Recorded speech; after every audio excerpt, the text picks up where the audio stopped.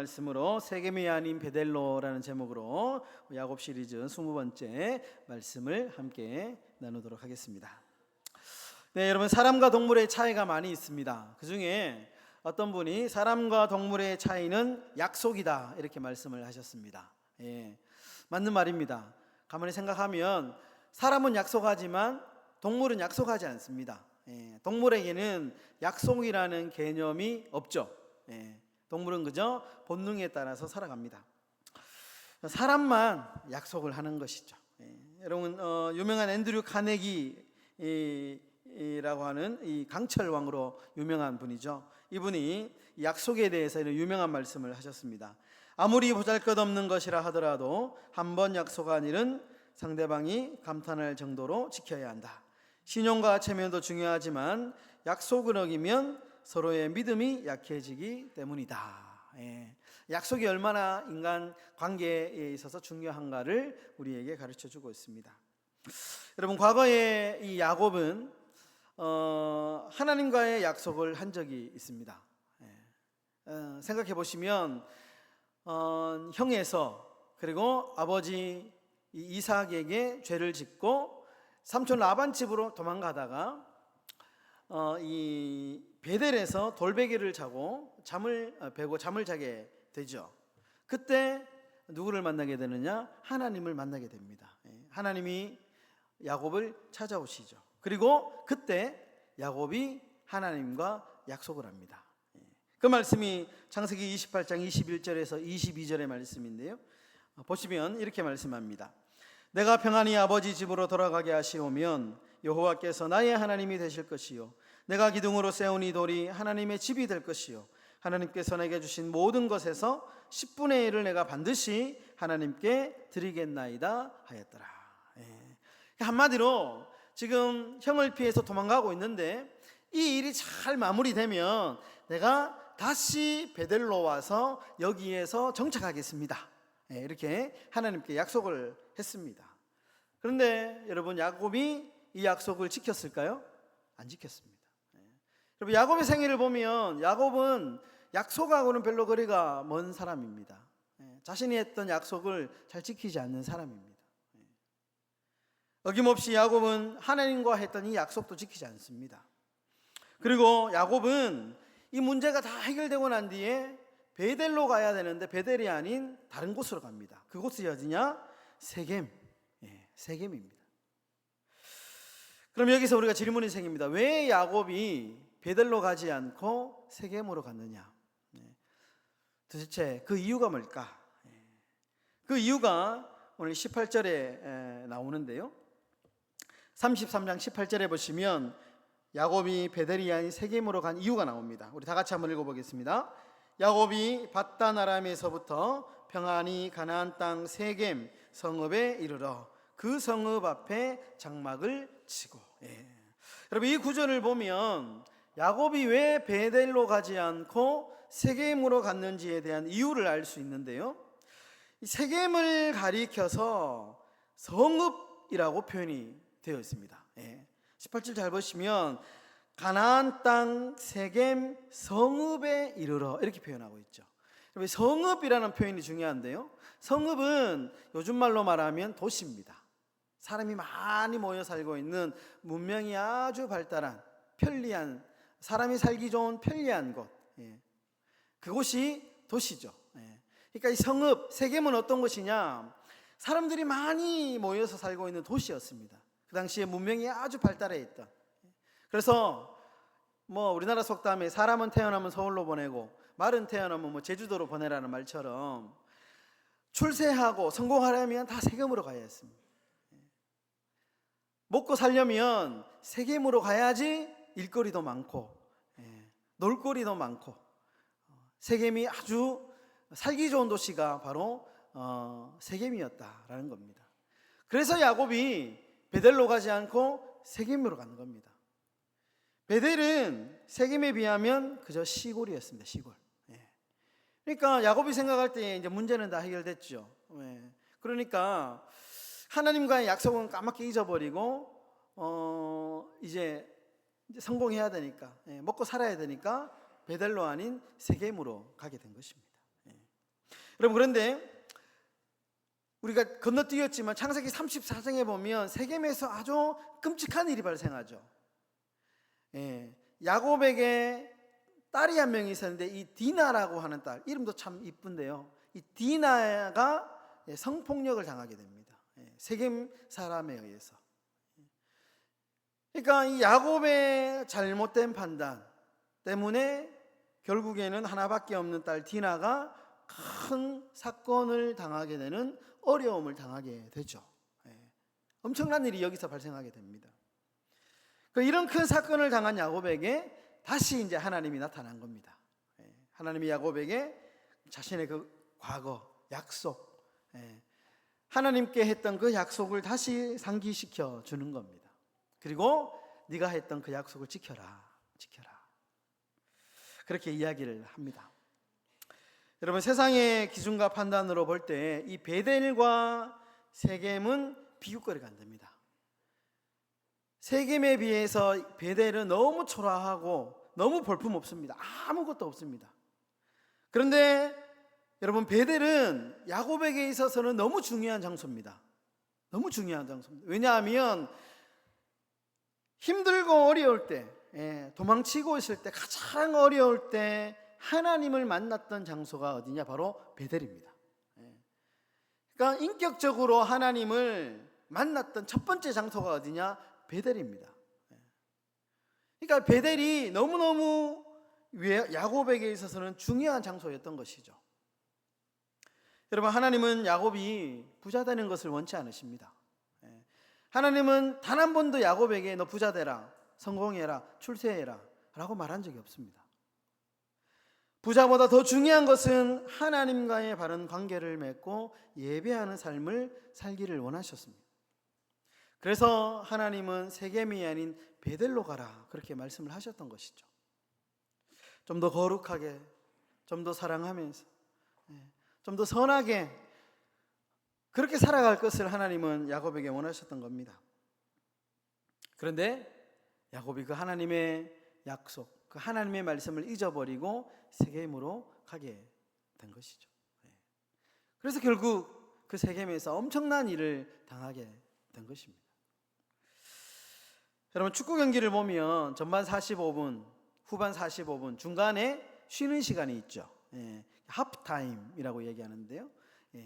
쉬면서 그 시간에 뭐 합니까?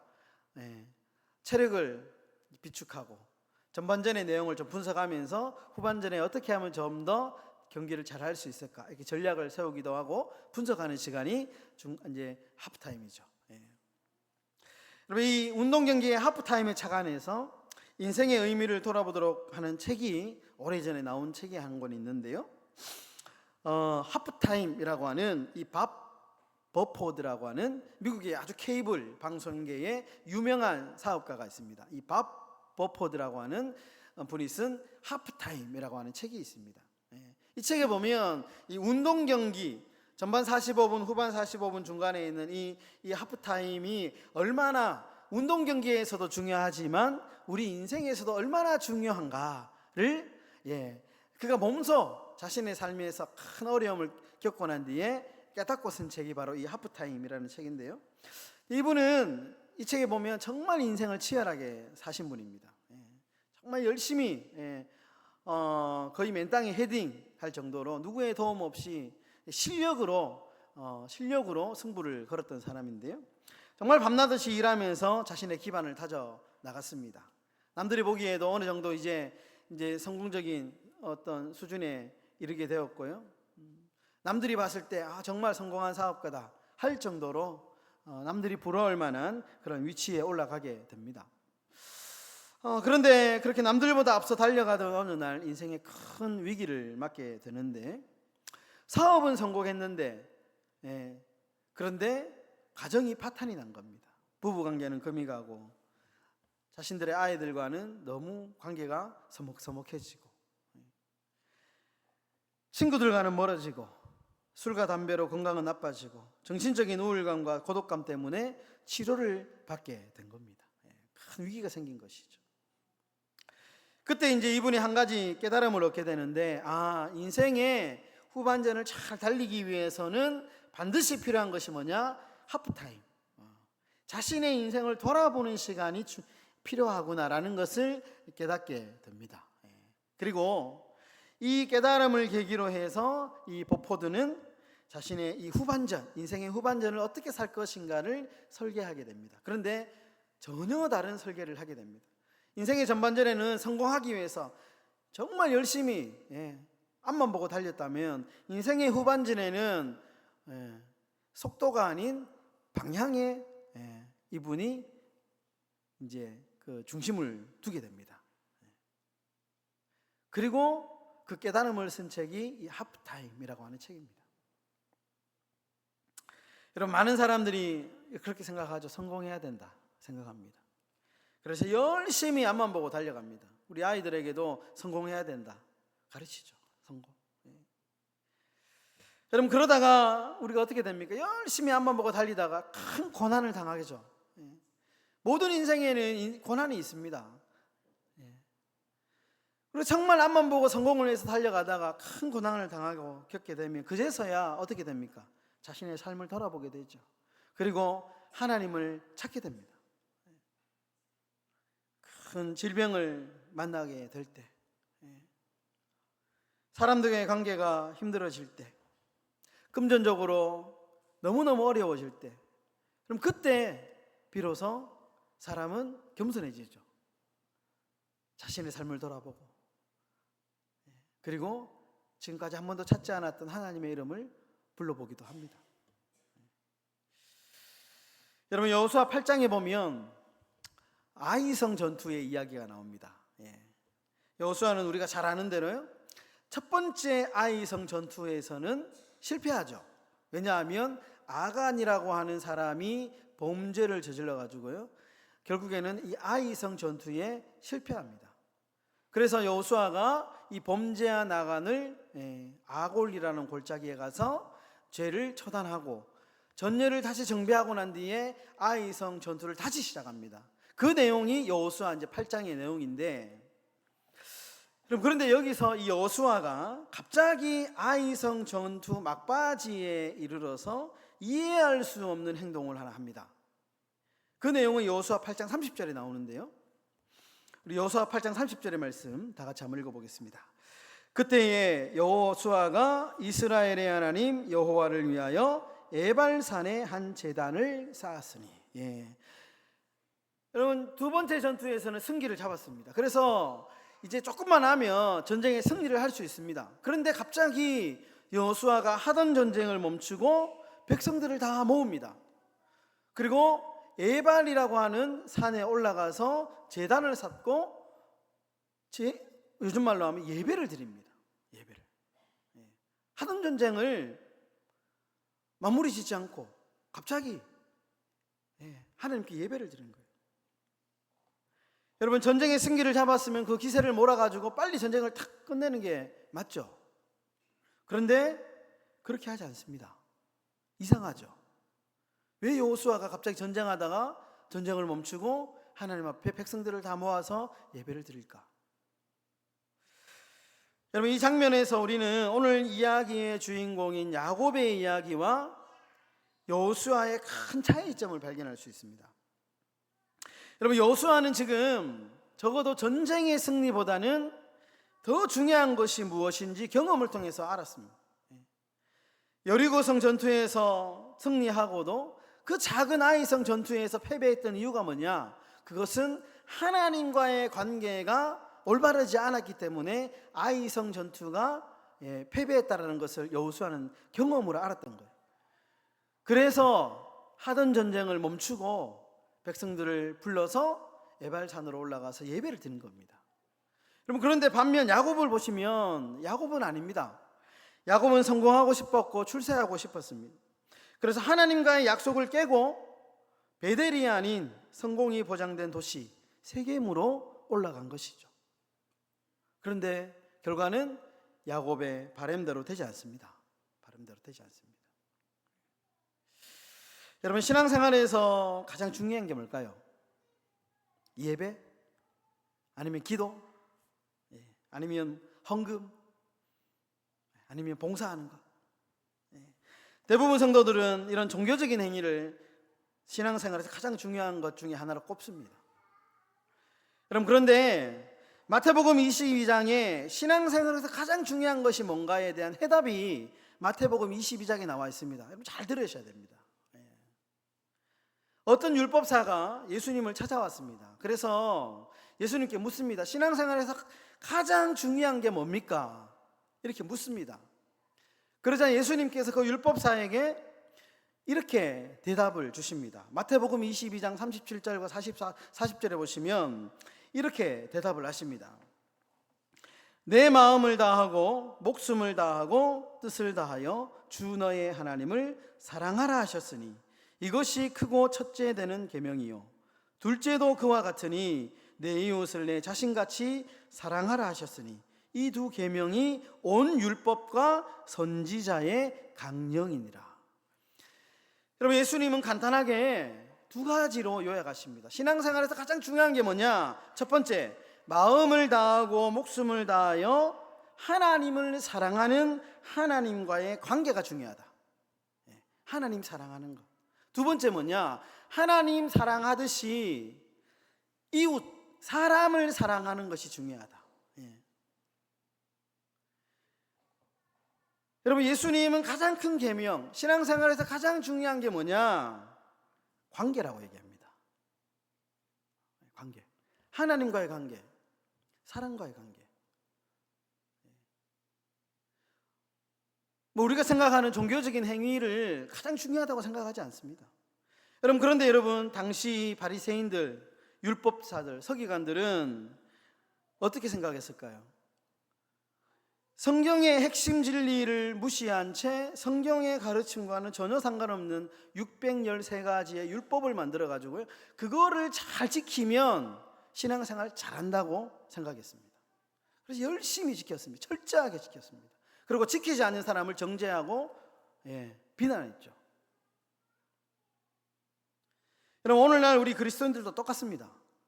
하나님을 사랑하고 이웃을 사랑하는 것, 이 관계가 가장 중요하다고 성경은 끊임없이 말하는데요, 너무 흔해서 그런지 몰라도 우리는 이 말씀은 귀에 들어오지 않습니다. 그리고 신앙생활을 아주 복잡하게 만듭니다. 여러 가지 율법들을 교회들이 만들어 놓고요, 전통 안에서 관습 아래에서 여러 가지 성경에도 없는 것들을 만들어 놓고 그것을 지키면서 서로를 스스로 막 이렇게 흐뭇해하면서 때로는 정죄하면서, 로마서의 말씀처럼 율법이 올가미가 되어가지고 신앙이 행복해야 되는데 신앙생활이 이 족쇄가 되어가지고요, 불행해지는 삶을 살아가고 있다는 겁니다. 여러분, 한국 사람들은 신앙생활을 어렵고 힘들게 해야 신앙이 좋다라고 생각합니다. 신앙 이꼬르 고행으로 생각합니다. 옛날 목사님들도 그렇게 가르친 적이 있습니다. 그러다 보니까 신앙생활이 행복하지 않습니다. 신앙생활이 행복하지 않아요. 왜냐하면 율법으로 자꾸 좋으니까. 우리는 종교생활을 열심히 하면 신앙이 좋다라고 생각하잖아요. 그런데 성경은 그렇지 않다는 거예요. 하나님 사랑하는 것, 하나님과의 관계, 사람과의 관계,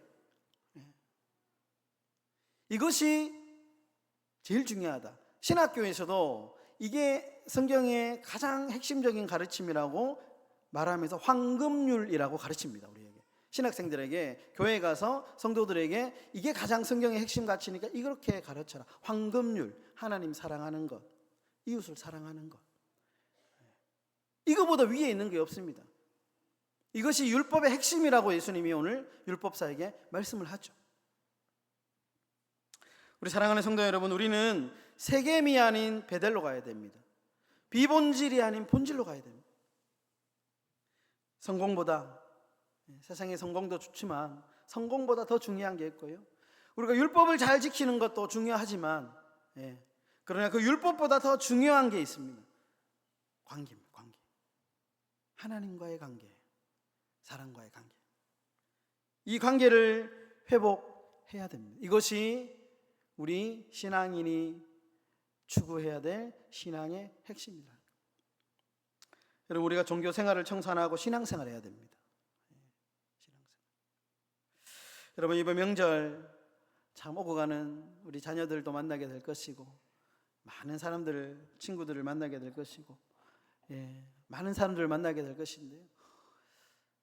우리가 기억하면 좋겠습니다.